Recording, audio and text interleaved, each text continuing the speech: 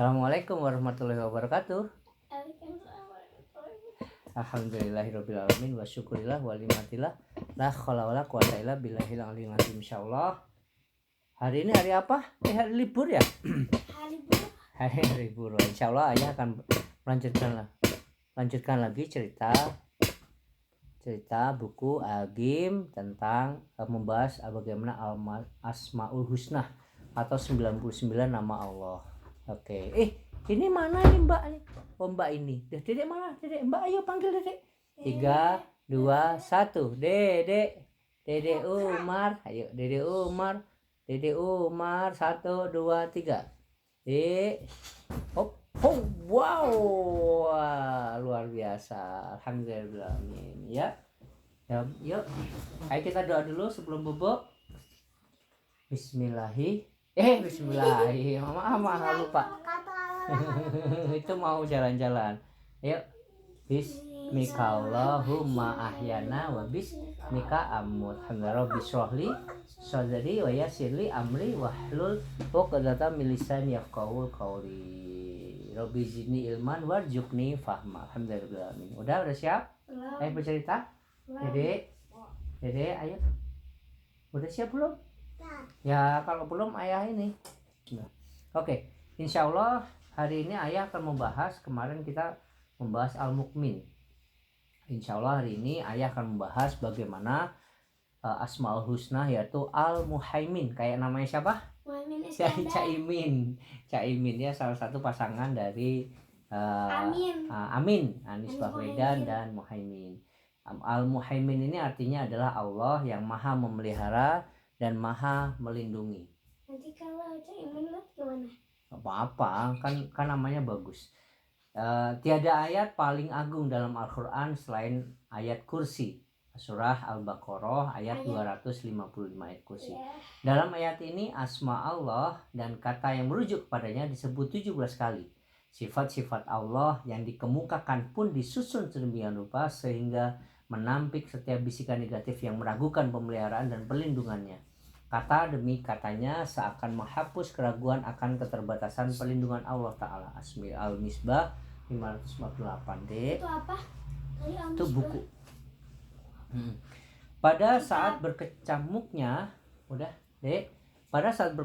perang Yarmuk, diriku mencari saudara sepupu yang sedang ikut dalam peperangan. Aku membawa satu kendi berisi air untuknya. Aku menemukan dia dalam keadaan terluka parah dan sangat kehausan. Aku pun segera memberikan kendi itu kepadanya. Abu Jahm bin Huzaifah radhiyallahu anhu melanjutkan ceritanya. Namun tiba-tiba terdengar seseorang merintih tergeletak di dekat saudara sepupuku. Dengan isyaratnya dia memerintahkan agar aku memberikan minuman kepada orang yang merintih tersebut. Ternyata orang itu pun berada dalam keadaan hampir meninggal. Kemudian aku mendatanginya. Ternyata di tempat yang berdekatan dengannya ada orang merintih kehausan. Dia adalah Hisham bin Abdul As. Ketika aku hendak mendekati orang yang ketiga itu, ternyata dia telah meninggal dunia.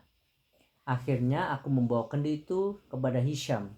Ternyata Hisham pun telah meninggal dunia. Masya Allah. Kemudian aku bergegas ke tempat saudara sepupu. Ternyata dia pun meninggal dunia. Innalillahi wa inna ilaihi raji'un. Allah sebagai Al-Muhaimin. Al-Muhaimin adalah turunan dari kata haimana yuhaiminu, yang artinya memelihara, menjaga, melindungi, mengawasi, dan menjadi saksi terhadap sesuatu. Dengan demikian, Al-Muhaimin dapat diartikan sebagai Allah, zat yang maha memelihara atau zat yang maha melindungi. Sifat memelihara merupakan salah satu sifat Allah Ta'ala. Sifat ini melingkupi hal-hal memiliki, menguasai, dan melindungi. Ketiganya mengandung persyaratan sehingga betul-betul memenuhi kaidah dari sifat memelihara. Menguasai artinya mengharuskan adanya pengetahuan. Memiliki mengharuskan adanya kesempurnaan, kemampuan, atau kekuasaan.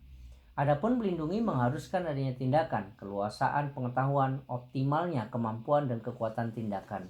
Sesungguhnya hanya dimiliki secara sempurna Allah Azza wa Jalla. Allah adalah sumber pengetahuan. Dia yang menciptakan Khalik sekaligus memiliki setiap dan semua yang diciptakannya makhluk, dan dia sendiri yang menjaga serta memelihara makhluk-makhluknya setiap saat. Lalu siapakah yang mendapat pemeliharaan Allah itu? Semua ciptaan Allah termasuk alam semesta beserta segala isinya itulah yang menjadi objek pemeliharaan Allah Al-Muhaimin. Maka betapa luas, banyak, dan tidak terbilangnya makhluk yang berada dalam pemeliharaannya. Emang berapa jumlah semut yang ada di alam ini? Berapa jumlah burung yang dapat terbang mengangkasa? Sesungguhnya seekor semut yang berjalan di atas batu hitam di tengah belantara raya di malam yang gelap gulita, dia pasti tidak akan pernah lepas dari pemeliharaan Allah Al-Muhaimin. Berapa pula jumlah manusia yang ada di muka bumi? Kalau ada 7-8 miliar manusia yang kini masih hidup, tidak ada satupun dari mereka yang terlepas dari pemeliharaan Allah Ta'ala. Baik disadari ataupun tidak oleh mereka, setiap orang mendapatkan pemeliharaan terbaik dan paling sesuai dengan kondisi yang dimilikinya.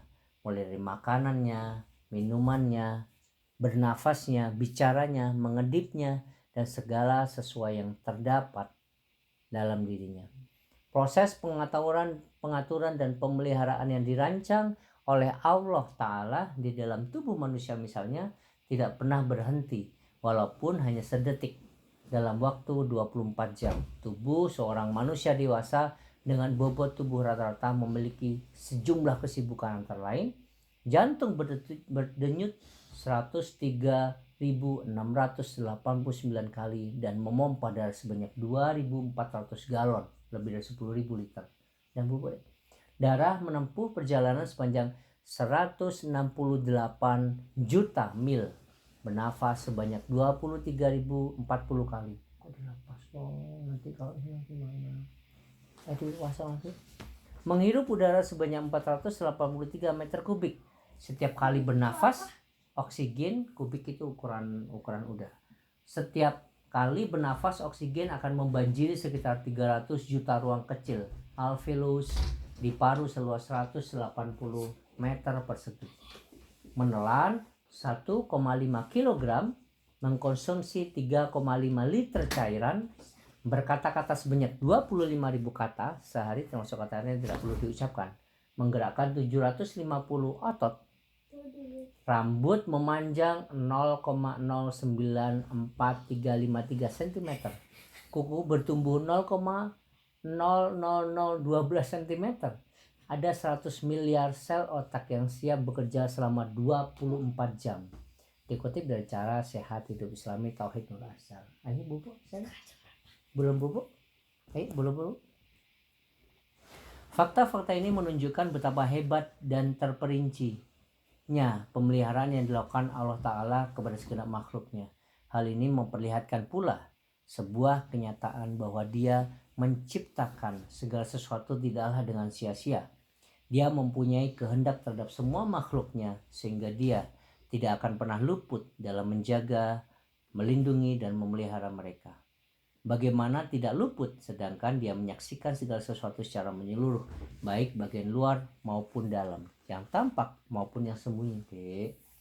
Atau tidak mungkin bagi siapapun untuk bisa menandingi kemampuannya dalam memelihara semua yang ada. Pada prosesnya, penjagaan dan pemeliharaan Allah ini terwujudkan dengan mekanisme sunatullah. Setiap yang ada di alam semesta ini terikat dengan hukum-hukum alam yang Allah tetapkan. Mekanisme itu sistem.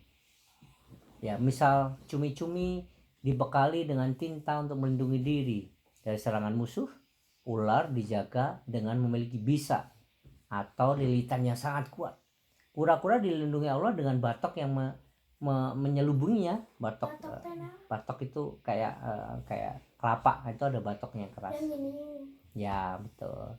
Dan lainnya, demikian pula dengan manusia. Ayo adik.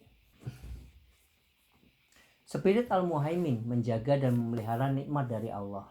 Saudaraku, dibandingkan makhluk Allah lainnya, kita dianugerahi fisik yang paling sempurna, pikiran yang cerdas, dan hati yang penuh keimanan.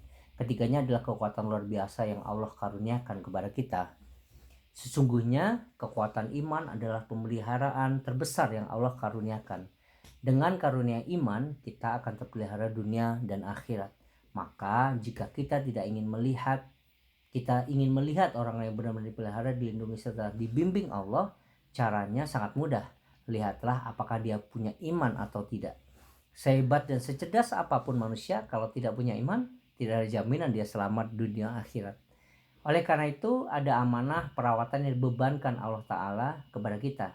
Jangan salahkan siapapun andai kita tidak bisa menikmati hidup. Sebab boleh jadi kita mengabaikan amanah-amanah yang telah Allah karuniakan kepada kita.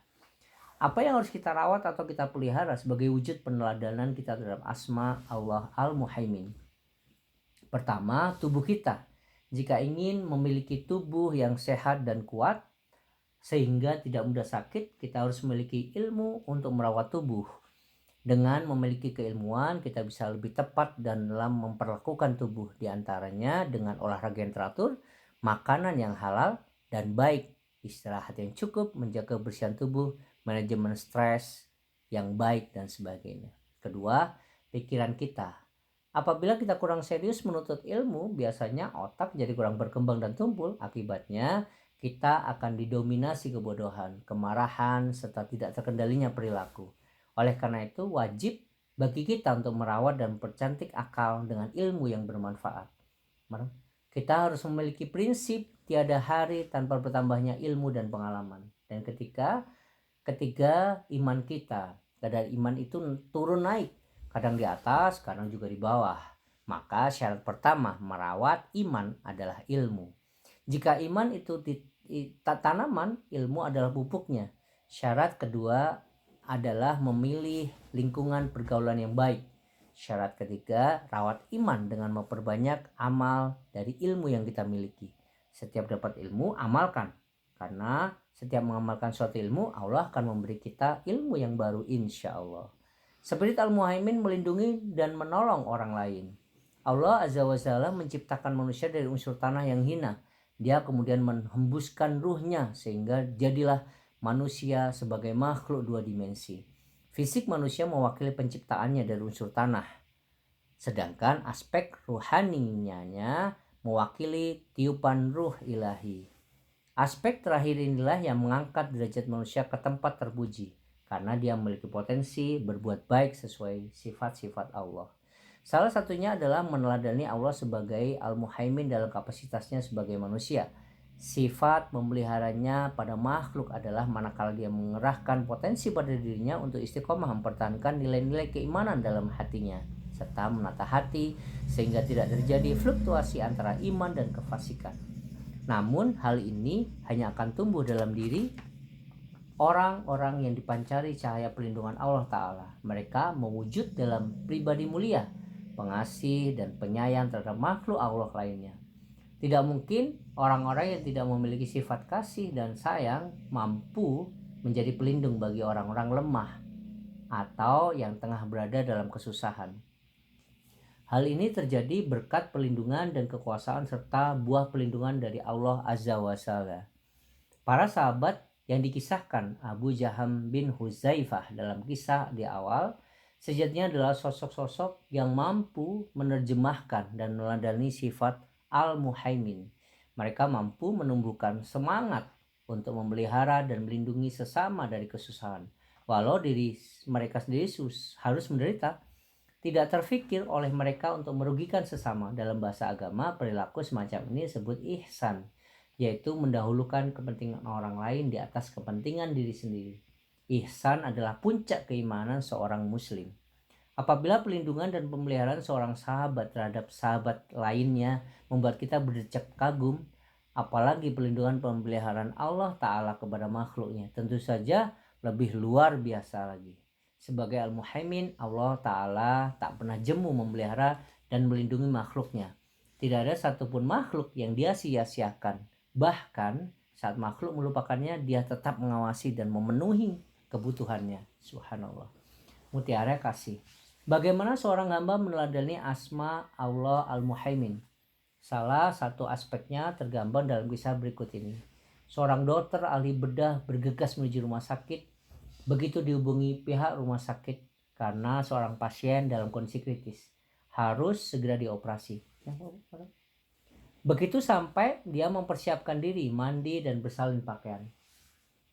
Sejenak kemudian masuk ke ruangan operasi, dia bertemu dengan ayah pasien yang raut wajahnya memendam kecemasan bercampur marah. Dengan ketus laki-laki itu mencercah sang dokter. Kenapa lama sekali, dok? Tidak tahukah lama Anda anak saya sedang kritis? Mana tanggung jawab Anda sebagai dokter? Dokter bedah itu menjawab dengan senyum. Saudaraku, saya sangat menyesal atas keterlambatan ini. Tadi saya sedang berada di luar, tetapi begitu dihubungi, saya langsung menuju ke sini. Semoga Anda maklum dan dapat merasa tenang sekarang. Doakan semoga saya dapat melakukan tugas ini dengan baik, dan yakinlah bahwa Allah akan menjaga anak Anda. Keramaan sang dokter ternyata tidak meredamkan amarah si bapak. Bahkan suaranya mengguntur. Anda bilang apa? Tenang. Sedikit pun Anda tidak peduli rupanya. Apakah Anda bisa tenang jika anak Anda sedang sekarat? Semoga Allah mengampuni Anda. Apa yang akan Anda lakukan jika anak Anda meninggal? Sambil tetap mengulas senyum, dokter menanggapi, jika anak saya meninggal, saya akan mengucapkan seperti yang difirmankan Allah, yaitu orang-orang yang jika ditimpa musibah mereka mengatakan inna lillahi wa inna ilaihi raji'un. Dokter itu melanjutkan, adakah ucapan belasungkawa yang lain bagi orang beriman?